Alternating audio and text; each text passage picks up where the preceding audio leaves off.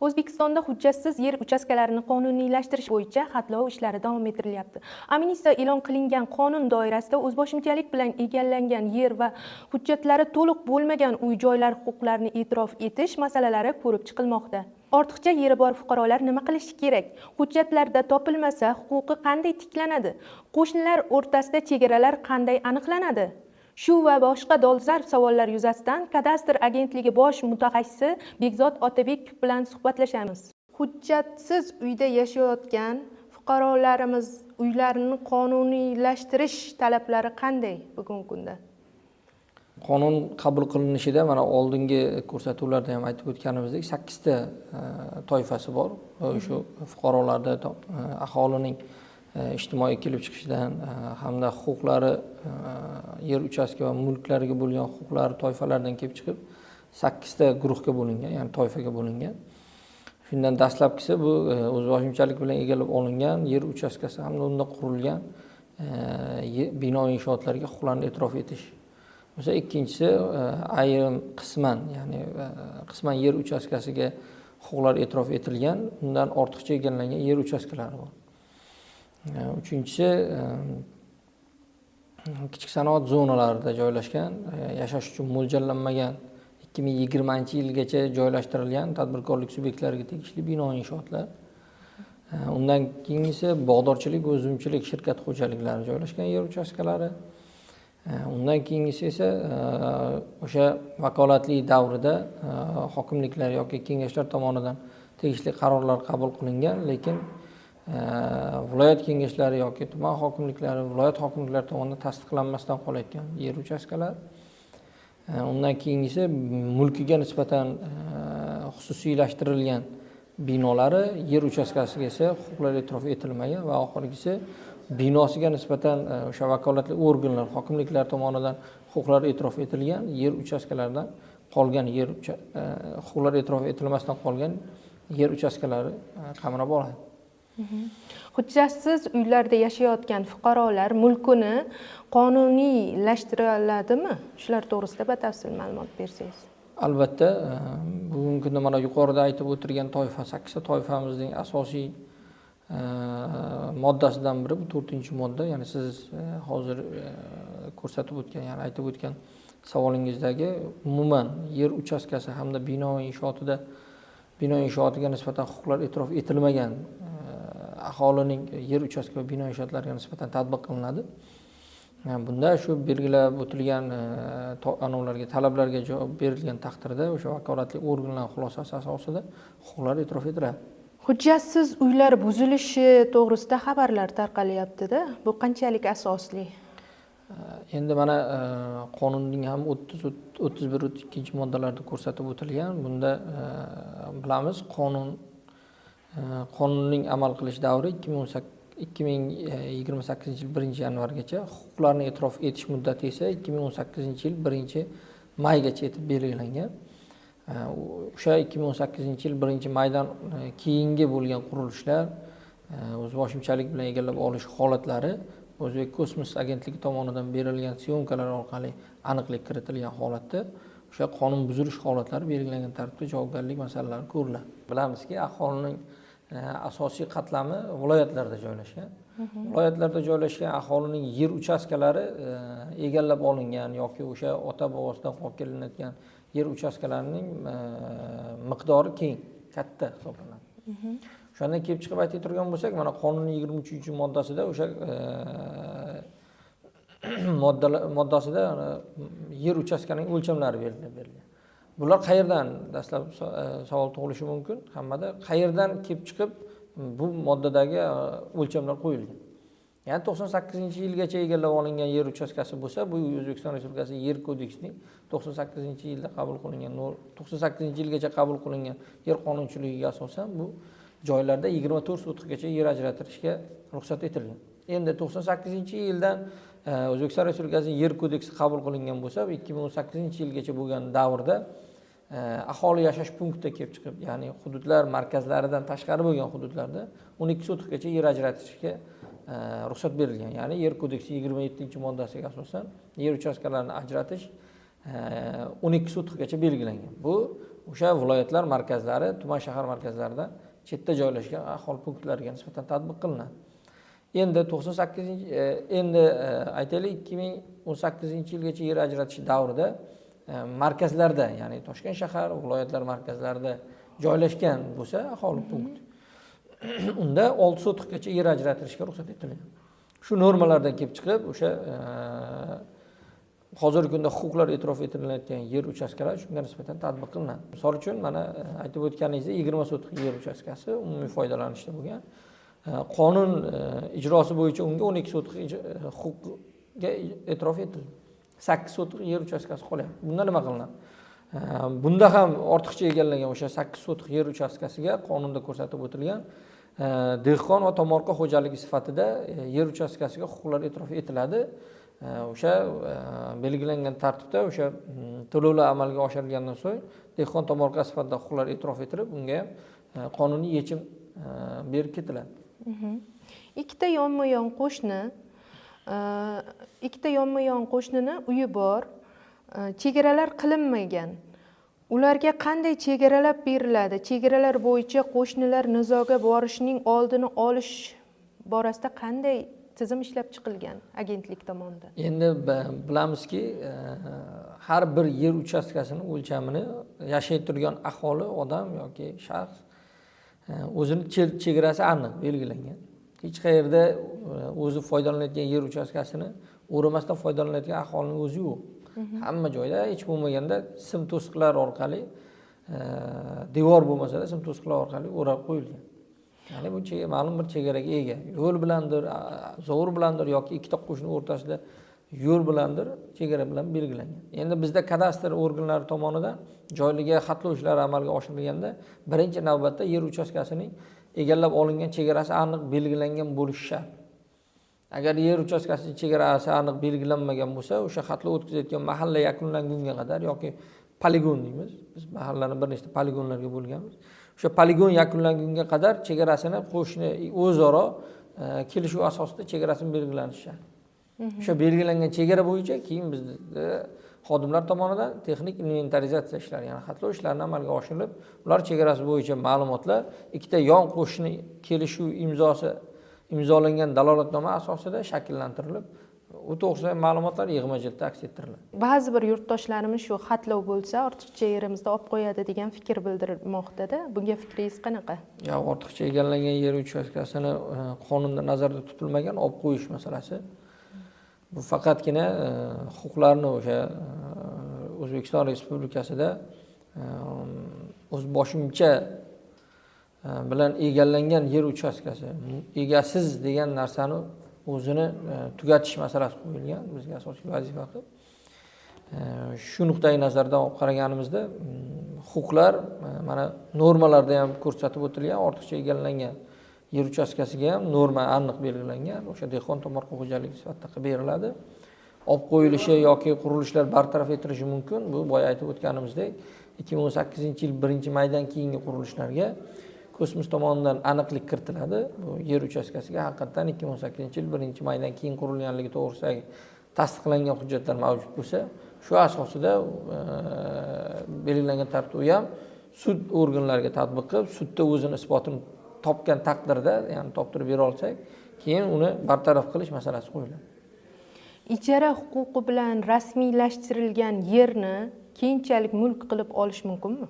Albatta, mana juda bir o'rinli savol, mana aktual bo'lgan. Bizda o'zimizda ham har kunlik uchratib turgan murojaatlarimizdan biri, chunki bilamiz, ijara временный degan narsa, ya'ni vaqtinchalik degan narsa.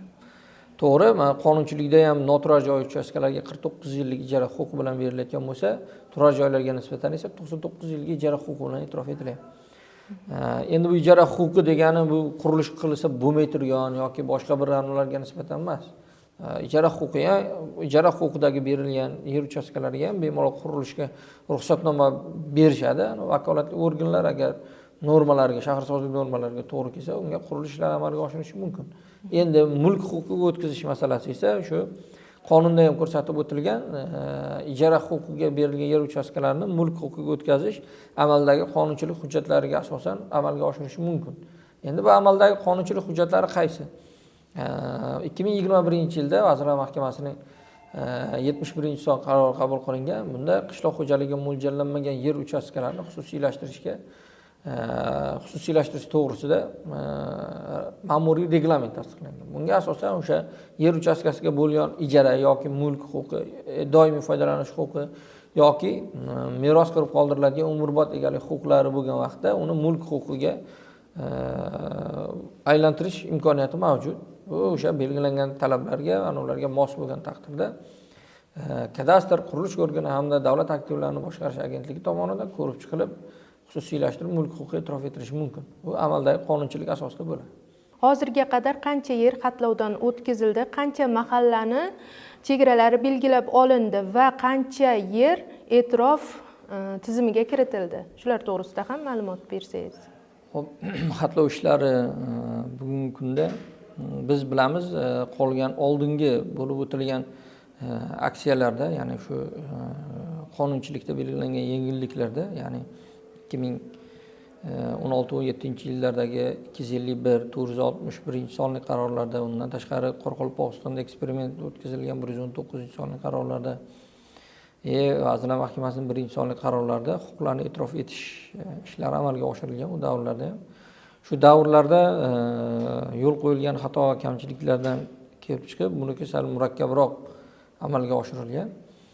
Dastlab mana boya aytib o'tganingizdek, mahalla chegaralariga aniqlik kiritamiz.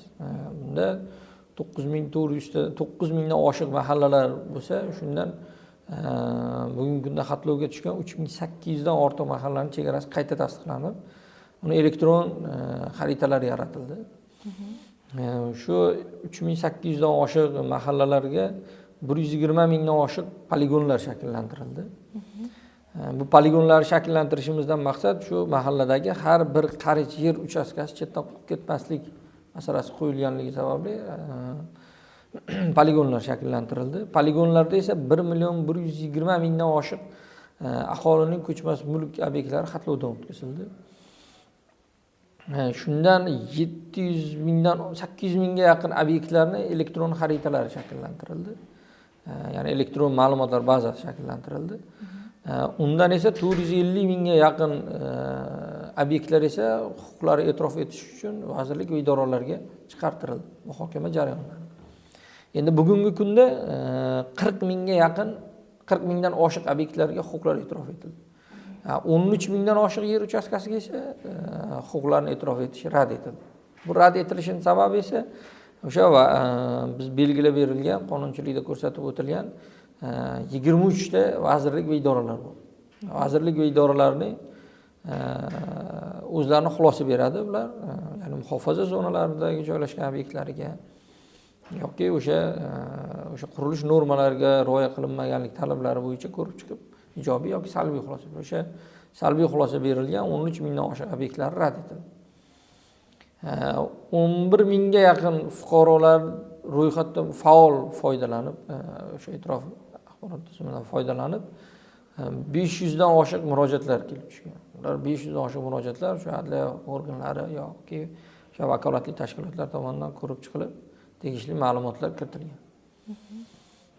Yana bitta savol, mana 1998-yil iyun oyigacha yeri bor fuqaro, 20 sotix yeri bor fuqaro 10 sotix yerini qo'shnisiga sotish imkoniyati mavjudmi?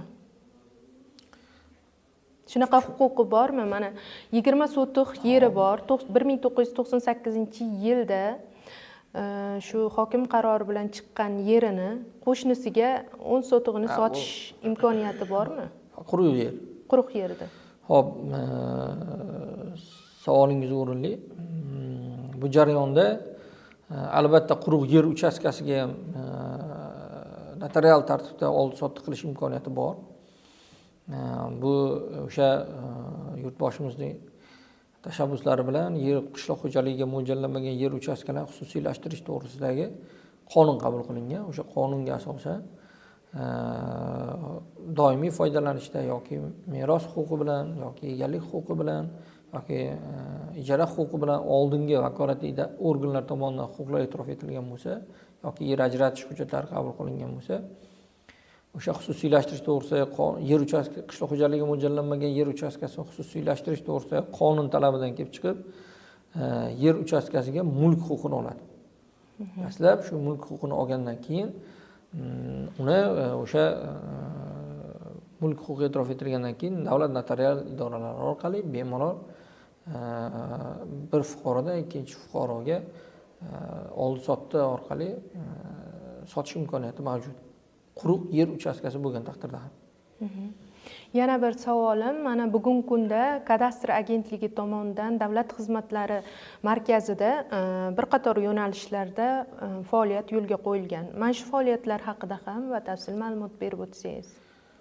Xo'p, kadastr organlari tomonidan bugungi kunda 20 ga yaqin davlat xizmatlari ko'rsatamiz.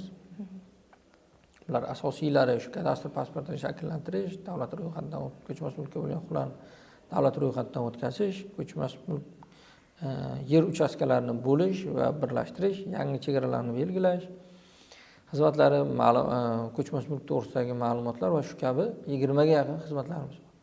Statistikani olib qarasak, 2024-yil 3.700.000 ga yaqin xizmat ko'rsatgan ekanmiz aholiga. 2025-yilda esa bu 4.100.000 dan oshiq aholiga kadastr xizmatlarini ko'rsatganmiz.